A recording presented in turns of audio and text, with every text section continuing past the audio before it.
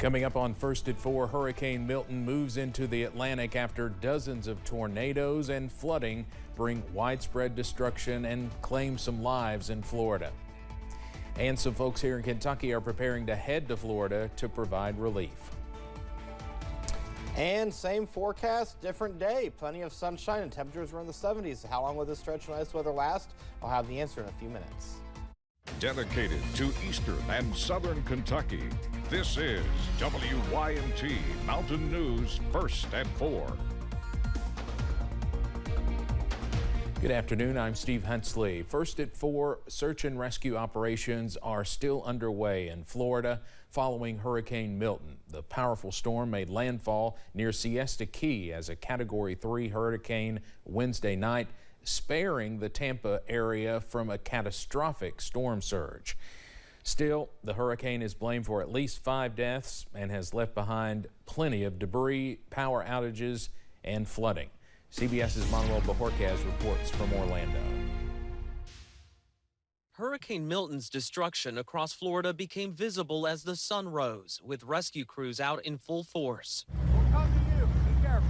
Video from the Hillsborough County Sheriff's Office captured a team saving a 14-year-old found floating on debris.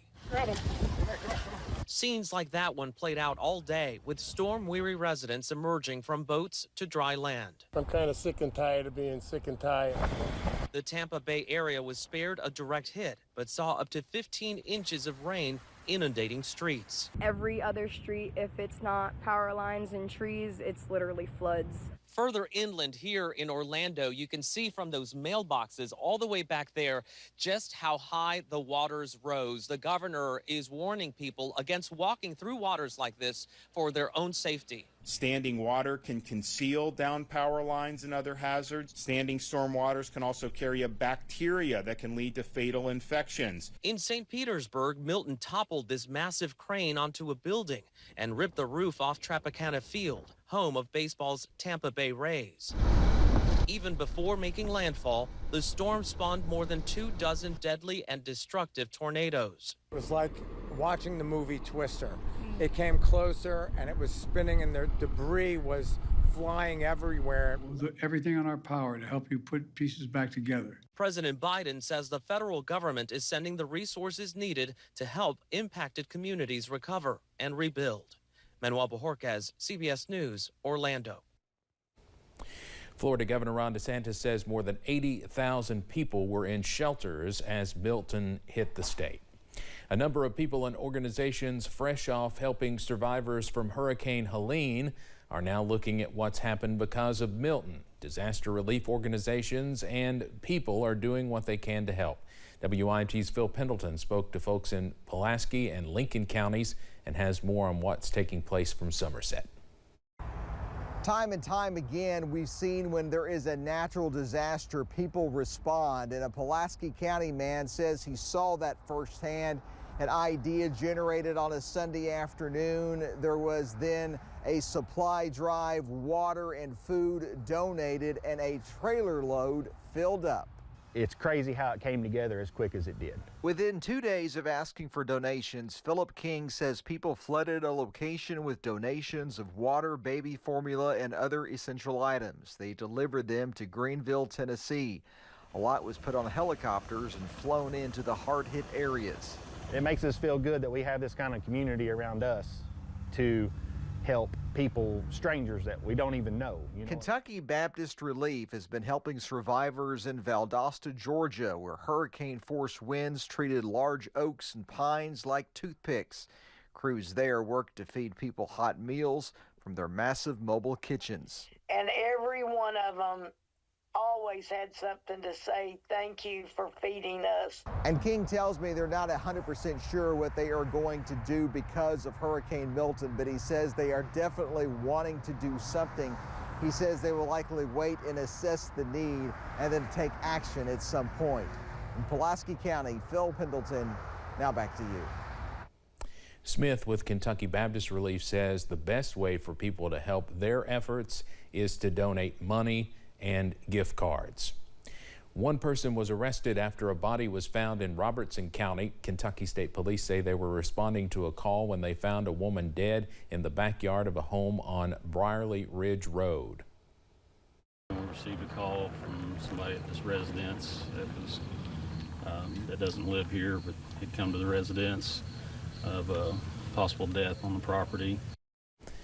They say they tried to make contact with a woman inside the home but received no response. That's when they say a search warrant was obtained for the property and the special response team was activated. Police say 32-year-old Toralina May Fields faces several charges, including obstructing governmental operations, tampering with physical evidence, and abuse of a corpse.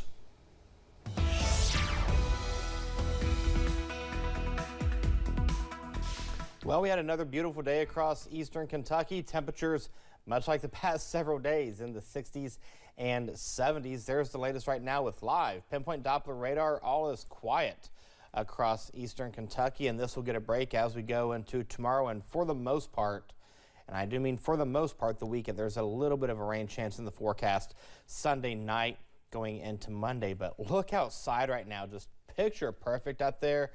Fall is definitely here. We're seeing temperatures in the 60s and 70s, low 70s from Hazard down to Monticello, upper 60s from Jackson to Pikeville, mid 60s from Grundy, or Pikeville, I should say, down to Clintwood. Wise is at 61, Logan is at 64. We're going to stay in the 60s and 70s as we go throughout the next couple of hours. We'll go to the mid 50s, or mid to upper 50s by 9 o'clock, mid 50s by 11 o'clock, and then upper 40s by the 5 o'clock time frame.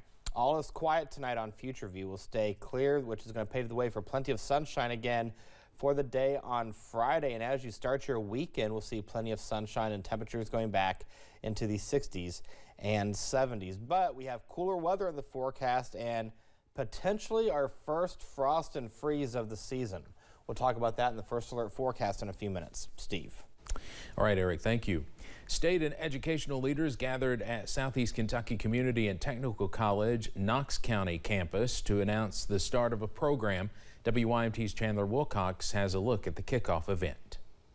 Lieutenant Governor Jacqueline Coleman joined Southeast Interim President Patsy Jackson and several others to celebrate a new program helping students. The Pathway to Promise program helps potential educators get the certifications they need.